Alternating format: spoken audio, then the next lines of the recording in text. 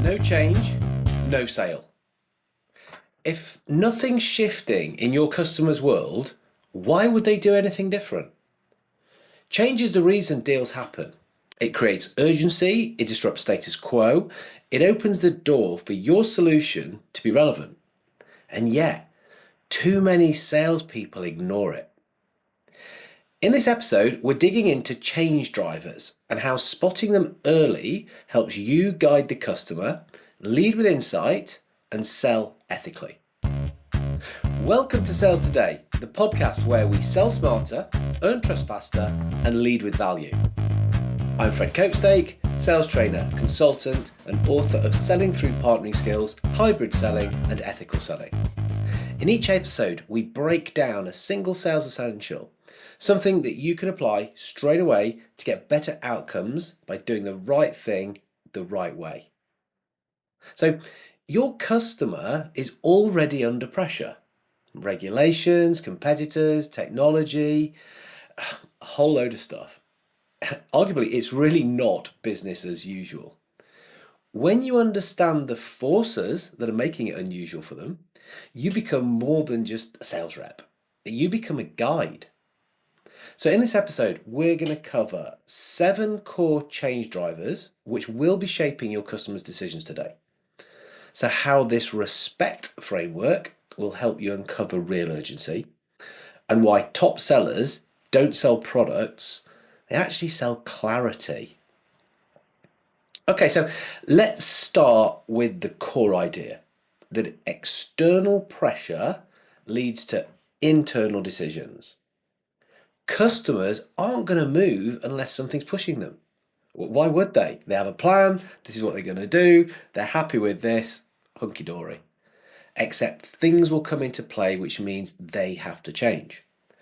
This is where we see the 7 major change drivers, or respect factors. You'll hear why I call them respect. So the first up on these could be regulation. So compliance, legislation, policy changes. Think about things like GDPR, ESG rules, health and safety laws, anything where the customer has to change, or they go to prison, or get fined, or something like that. So an example could be that a manufacturer needs to update systems because there might be new emission standards that they've got to comply to. That's one example, regulatory. Next up, economic. So these are things like cost pressures, inflation, market downturns, maybe it's access to capital. So thinking here from your customer point of view, this could be they've got reduced budgets, the pricing pressure, could be stuff to do with currency fluctuations. And so a CFO, they might be reevaluating all of their tech investments due to operational costs. Now they're going to cut back on stuff because they haven't got as much money to spend. Next up, social. So these are things to do with demographics, perhaps it's generational shifts, changes in values, behaviours, things like, let's go with sort of hybrid workforces. Again, we go back to ESG, maybe lifestyle changes. Yeah. It could be that a company is thinking about what their recruitment strategy looks like due to Gen Z, their expectations. What are they looking for in a place of employment? Okay, RES. We're up to people politics.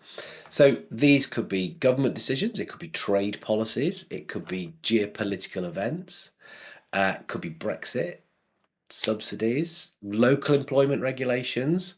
At the time of recording, the T word, tariffs. That's a real biggie there.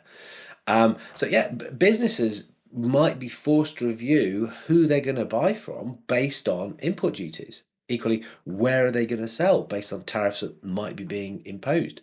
This is stuff that's going to be affecting them. Number 5 is environment. So here, what are we talking about? Climate change, sustainability, maybe scarcity of resources. So again, we might see this come to life in customers' carbon policies, carbon neutrality. Could be thinking about green sourcing. Could be about energy usage.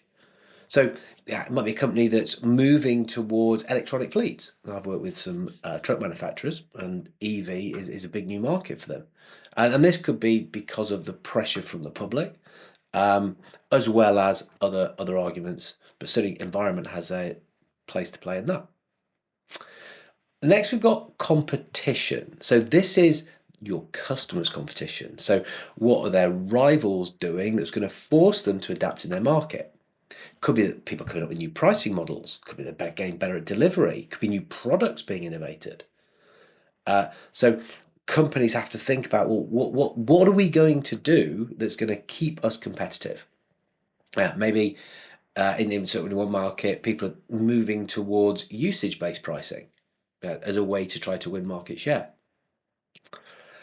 The seventh is technology. So this is about emerging tools, disruptive innovation, AI. That's the elephant in the room. That's the obvious one. But also automation, digital transformation. And so companies, customers might be digitizing their processes to keep up to pace with changes that are going on in the industry. That's how they're responding to that.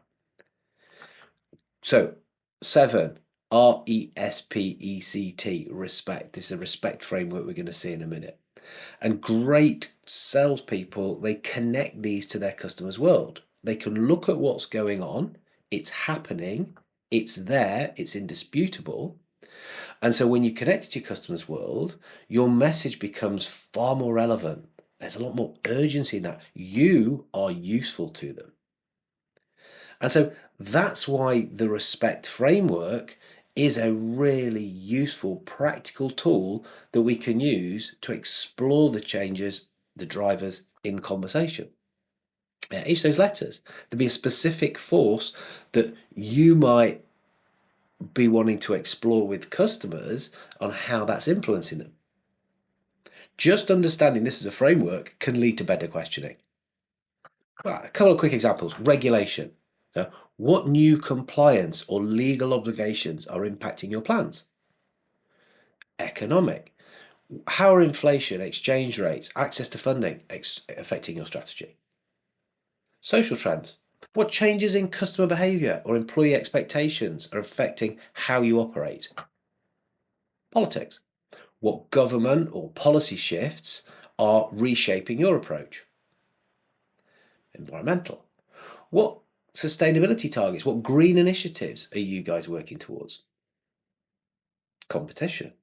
What are your competitors doing that is shaking the market up? Technology. What new tech trends are you keeping an eye on? What you're already adapting to? What do you think is going to be a challenge? So we can use these for discovery. We can use them to create questions. It's going to make a better conversation. A really good salesperson, though, is going to take it to the next level because they're not just going to rock up and ask, they're going to prepare. They're going to put some thinking into this so that their meetings, indeed their whole account plan, even looking at the opportunities that they're considering working on, are informed because they can see that elements of these respect factors are having an impact on that customer. They use these to think, they use them to develop an opinion, they use that to lead. And that's where the success lies because it's showing the customer, hey, look, I've thought about you, I've thought about your world. This ain't a straight up pitch. I'm here to help. This is something that I train because smart salespeople use this to get involved earlier in the whole buying journey, earlier in the process.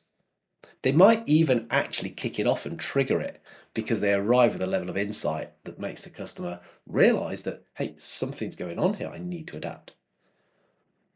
It also means that they can potentially move higher up in the organization because these are the things that more senior people care about. That's what they're there for. They're having to respond to them. Some sales, yes, they can take place at a more technical level, at an operational level, and that's where many people will operate. But if your job is to move customers and that involves higher level input, this is the kind of stuff that will need to be understanding, developing an opinion on, thinking about, and taking to more senior management. So, this is a bit of a mindset shift that you're not really selling a product or service, you're leading with change. So, yeah, forget about your software, forget about service, forget about the solution. help the customer deal with the change or the challenge that they're facing, and you're in a different position completely. Now, don't get me wrong, products are part of that. Yeah, they'll be the core, they'll be the thing that's part and parcel of the whole package. But that's not the real reason that the deal is likely to happen. The deal is likely to happen because of change. So if you make it your job to help the customer understand it, navigate it, act on it, you're in a better position. To help them think about what these things might be, give them some ideas, give them some insights, give them ways in which they can respond to that, guide them through that, help them see what that path looks like and want to do something about it with you. Understand, navigate, act. This really is ethical selling, because what you're doing here is that you're driving value and you're providing clarity. You're not there pressuring people, pushing people desperately to try to make a deal. It's something that makes sense for all parties to collaborate and work together on. So, as a bit of a kind of a thought experiment, quick question. When was the last time you lost a deal? Think about that one. Yeah, sorry, a bit painful, but was it really about price? Was there no real urgency? Was there no real reason to do that? The real reason, well, there was probably no real sense of change that they had to make. There was no pressure to do that. Maybe there was, maybe they hadn't realized it, maybe you hadn't realized it. You could have done a better job on exploring that and thinking, hey, look, this stuff just makes sense to do. So think about how we can use this thinking, how we can use the respect factors. Those 7 key change drivers that create a kind of buying energy, if you like.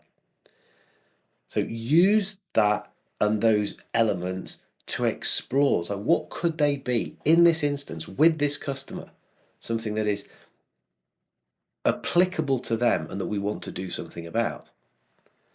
And then get it into your head that that's your role. It's helping the customer make sense of this, to navigate it, not avoid it, not duck it, not hope it's not going to happen, but to navigate and to deal with that change.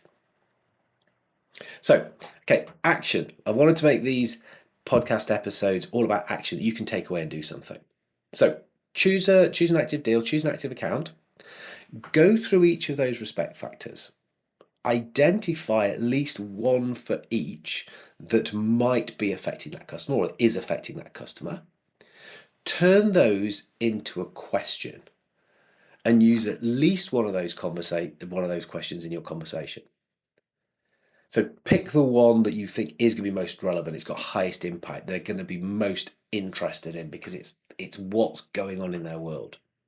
I promise you, this will change the discussion. It'll change the way they view you. It'll change the stuff you talk about.